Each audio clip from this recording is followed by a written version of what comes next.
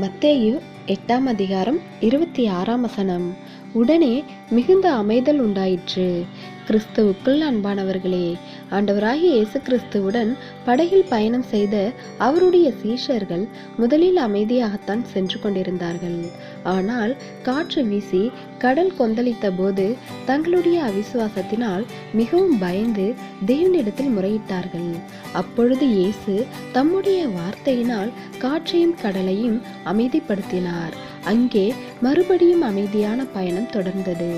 ஆம், தேவனோடு இருப்பவர்கள் அமைதி இழக்கிற நேரங்களை சந்திக்க நேர்ந்தாலும் கர்த்தருடைய ஐக்கியம் அவர்களுக்குள் மறுபடியும் அமைதியையும் சந்தோஷத்தையும் சமாதானத்தையும் கொண்டு வரும். எனவே எப்படிப்பட்ட சூழ்நிலைகளில் நாம் இருந்தாலும் கர்த்தரிடம் நம்முடைய நிலைமைகளை சொல்லிக்கொண்டே வர வேண்டும்.